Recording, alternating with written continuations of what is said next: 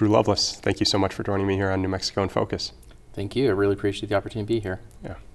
Now, as we're sitting here today, your department is working to connect every public school in the state to high-speed internet. Can you tell me a little bit about the rollout? How many schools are without it right now as we sit here in late June having this conversation? Yeah, I think it's important to know that high-speed internet has some definitions around it as a starting place and making sure we level set.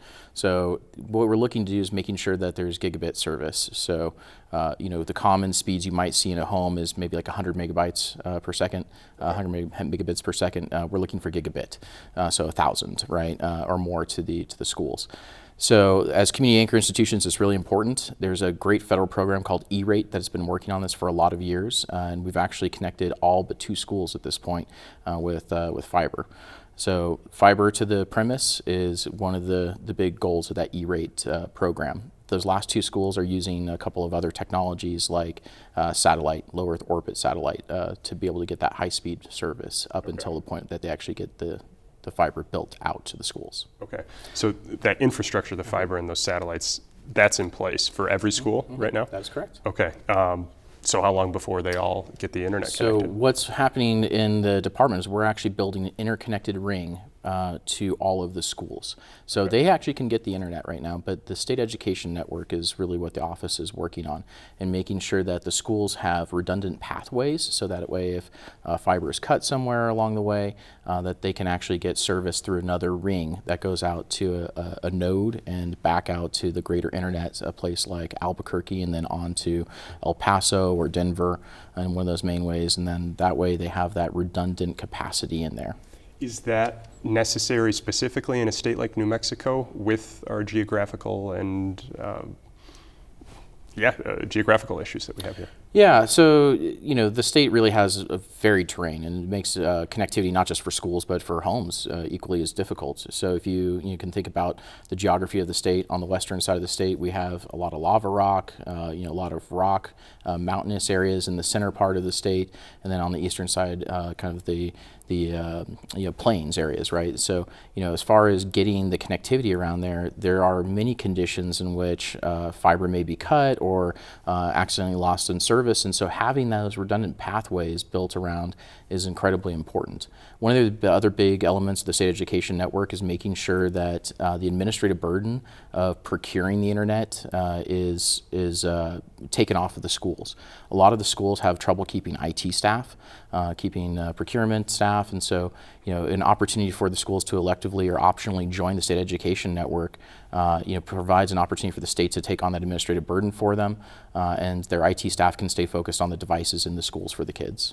Okay, this might seem like a really simple question, but why is high-speed internet so important specifically for schools? Yeah, so, and I would say it's important for everybody, not just schools. I mean, I think if anything else, the pandemic showed us how integral the internet is into our daily lives and where technology is taking us. So, a lot of discussions happen around the Internet of Things. Our refrigerators, our stoves are now connected to the internet. We have, increasing number of devices in our pockets and our homes that are getting there, as well as in the schools. If you think about the number of smart boards or extra laptops that are being administered, tests that are being taken online for national standards or in state standards. So all of these things require the internet to be able to run and operate. And so the internet has become a necessity in our lives. And again, I'll just broach it further than schools. It's telehealth, it's the education pieces, it's entertainment, it's government services. Sure. Now, when you talk about this network, the redundancy to make sure that schools always have a connection, when do you anticipate that project will be completed? Yeah, so this has been 8 years of work. So my office is about 2 years old, and so I want to just thank the Public Schools Facility Authority, which was the starting entity for this, and we've kind of taken this over in the last year and a half or so. But it has been 8 years of work to build these nodes around the state, and we're going to turn this up July 1st this year. So very exciting for us, with a lot of work from a lot of very hardworking state employees that have been working on this for a lot of years. Okay. Now, moving away from schools specifically, which I know you touched on a bit already, but which communities have been hit the hardest by the lack of connectivity that we see here in New Mexico more than any other state? Yeah, so it's rural communities. So I'm, from the office perspective, and we have a lot of federal funding that's going to be coming into the state over the next couple of years to make sure that rural communities get connected. But we are focused on the unserved, and there are even pockets just outside Albuquerque. So in the East Mountains, there are communities that are struggling with maybe older technology like DSL, and that might be all that they can get. And unfortunately, that's not really enough to run and operate home with all the devices that we just talked about coming online. Sure. Why has the process of getting everyone in the state connected been so slow? I know that the Biden administration is issuing us, the state, some federal grant money. Is it just a question of money? No, it really isn't just a question of money. The reality is that if the internet was easy to build, it would have already been built. And in a lot of ways, it was using old phone lines, copper lines, technologies like DSL.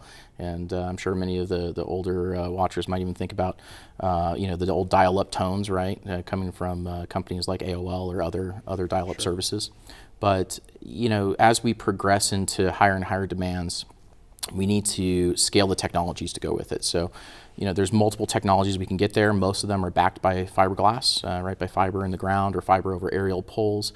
And wireless is another option for some places where maybe it's too expensive. And then we talked a little bit about low Earth orbit satellite.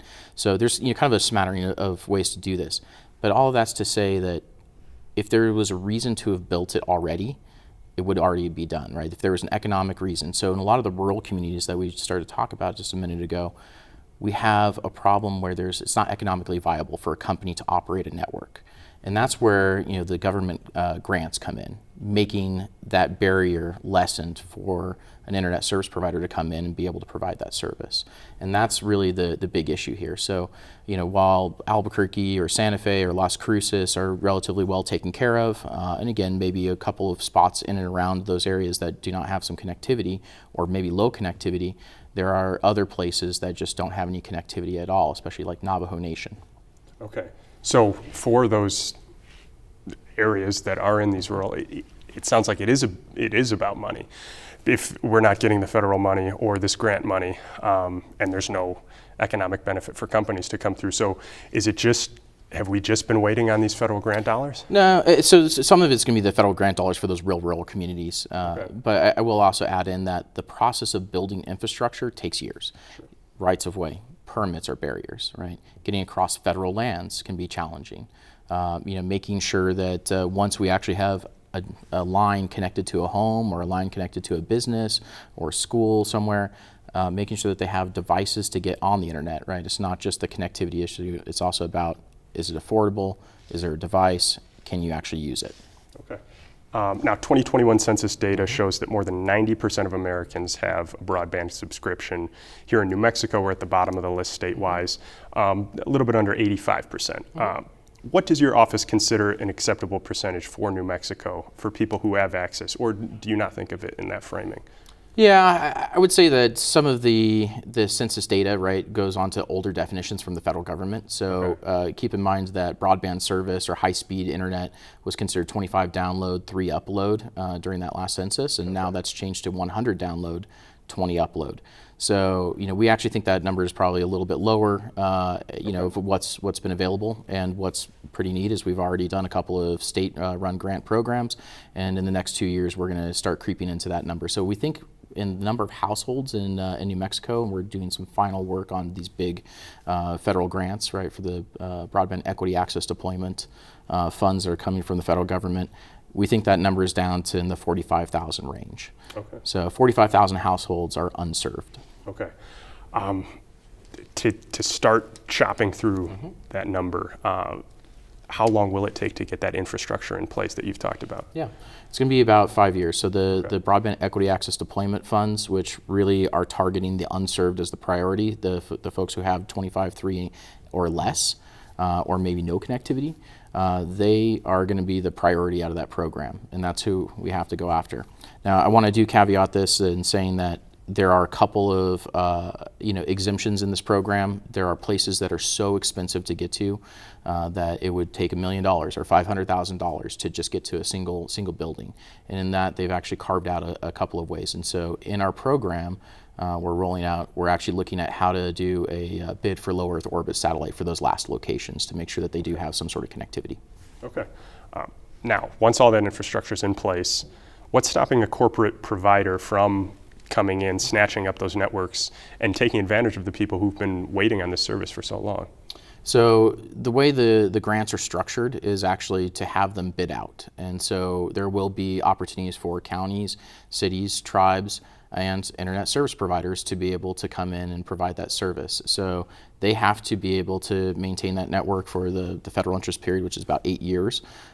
So that's going to be an important one. But there is nothing to say that if a company goes out of business, that another corporation may come in and buy those assets up and provide assets. What is interesting in this program is that for those who are not able to afford the internet, there is a cap and a requirement of speed that's provided, which is that 100 download, 20 upload, and for those that qualify, it would be at $50 a month for a low-cost option. All right. Thank you so much, Drew Lovelace. Thanks for being here. Thank you. Yeah.